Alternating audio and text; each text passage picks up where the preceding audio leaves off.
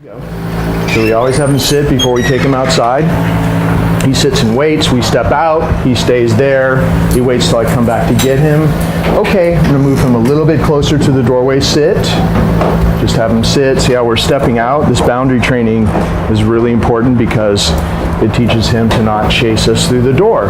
Also, it's a place where he formally would be really excited. Okay. And he would want to pull in and out of the doorway. Sit. And I'll release him. Make sure he waits until you actually go. Release him to be free. So we're teaching him to respect this boundary. Your front door is probably the most important one. A front gate too, if you have one, is equally as important. But the whole key is that he waits until you come back to get him. He doesn't chase you out, so never call him back to you through a boundary, because you're just teaching him to follow you through a boundary. We want him, God forbid the door is open and nobody knows it, and you're out in the yard or in front, and because he's practiced this a lot with you, he never goes through that doorway without being allowed to walk through with you. He's going to wait there and not rush through the doorway. Okay, so let's go on the inside. So we're going to go back in, sit, and he does this about 6 times a day here. He sits and waits.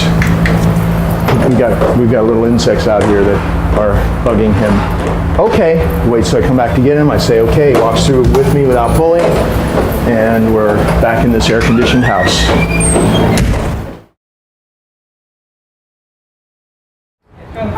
Sit. We practice this greeting routine every day with different people every day. As you can see, I led him up to the person. I give the person a little treat for Duke to accept when he goes over there. He waits till I come back. I pat his chest, and always keep this leash loose, okay? So you're never restraining him. If he tries to get up before you release him, you just do a little tap, and he goes back. So with your right hand, pat his chest and say, go say hi. He gets the treat, and he gets petted, and then, come. I call him to come to me. Good. Step into him. Okay. Sit. And I just do this now just 3 times. Whenever I do a greeting routine, I just send him over 3 times. It's a great way another way to practice your sit stay and your come command. Make sure he waits. See, I just kind of tapped him a little bit when he tried to get up before I release him. Make sure he really waits until you send him over. Go say hi. No jumping anymore. Come. It's good. Good. Everybody's moving a little bit slower today because it's so hot. It's like 102 degrees today. Sit. So he's extra slow and everything, but you still get the idea of what's going on here. Last time, I'm just going to actually practice a little sit stay. If you add these other little things before you send him over, just makes him develop a better level of focus, higher level of focus. Go say hi, gets a treat, he gets petted, doesn't jump, perfect. Come. Good. Let's do it one last time, and you hold on to the leash. So just go like this, okay? And like that. Because he'll start just coming right back to you, which is a good thing. Go say hi. There we go. Come. Good. It's a great exercise to practice with people that he knows, people that he doesn't know.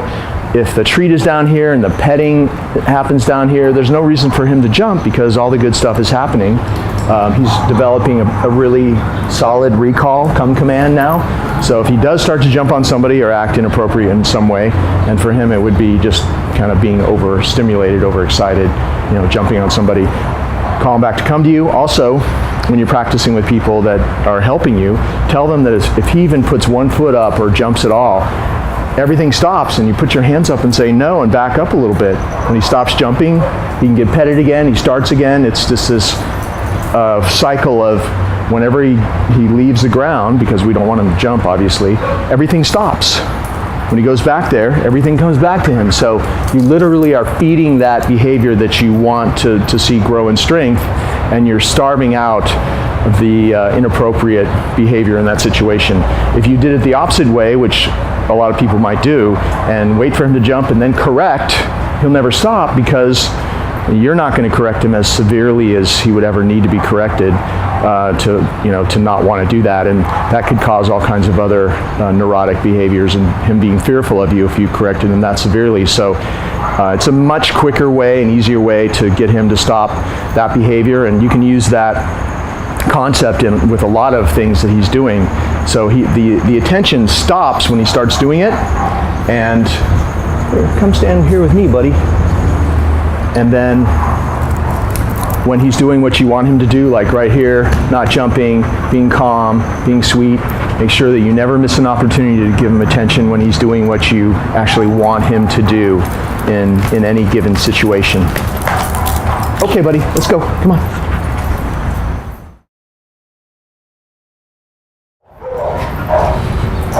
Come on, buddy. Sit. We always have him sit before we put him on the mat.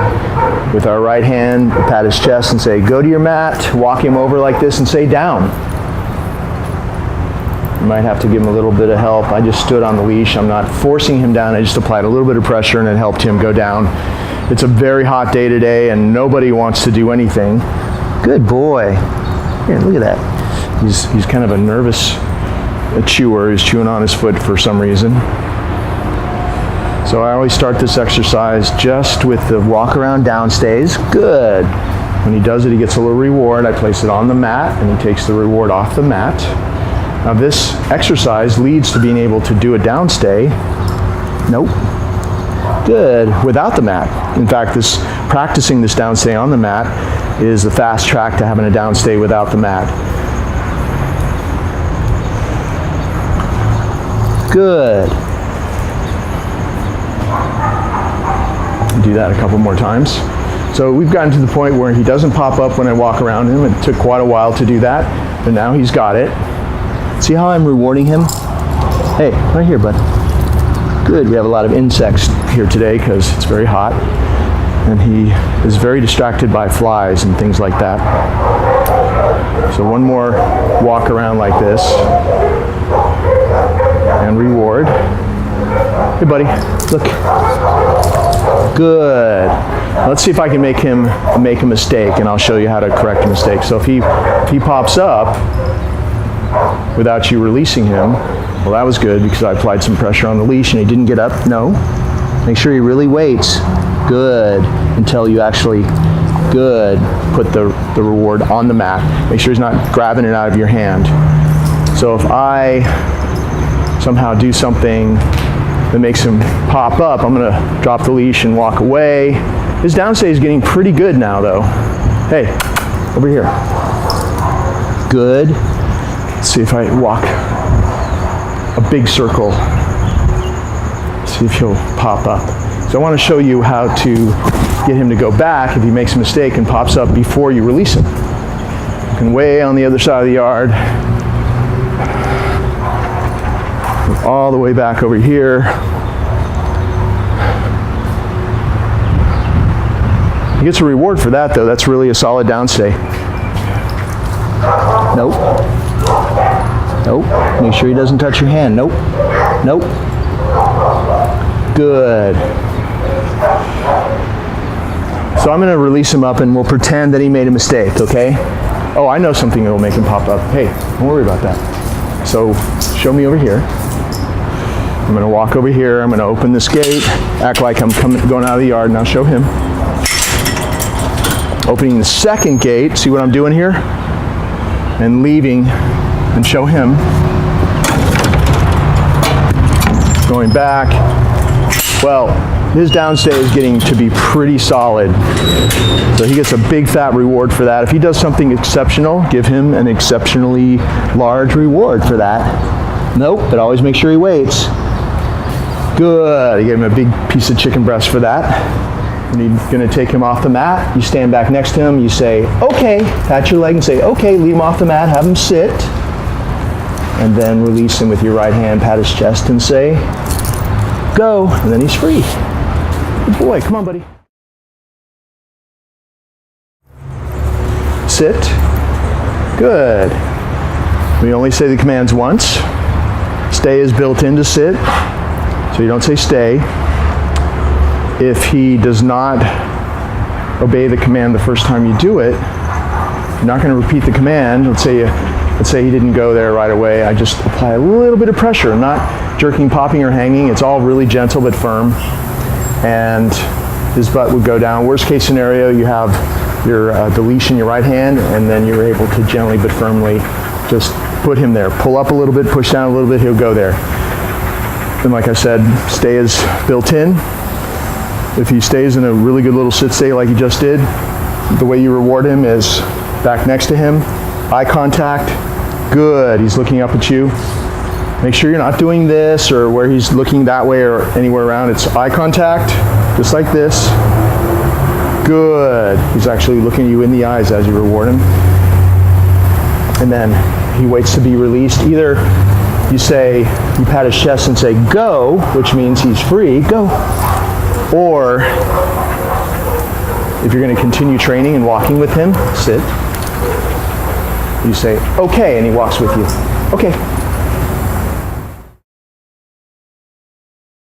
When you're calling him to you, you always do one of those two things, because if you let him just take the treat and you don't have a way to either get him in a sit or control him so he can't run away again, he's going to get used to grabbing the treat and running away. So always do that. I'll do it one more time. Look, go. There's your distraction. Come.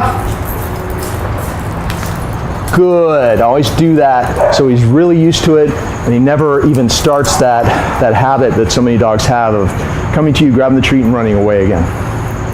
Okay, let's go. Come on, bud.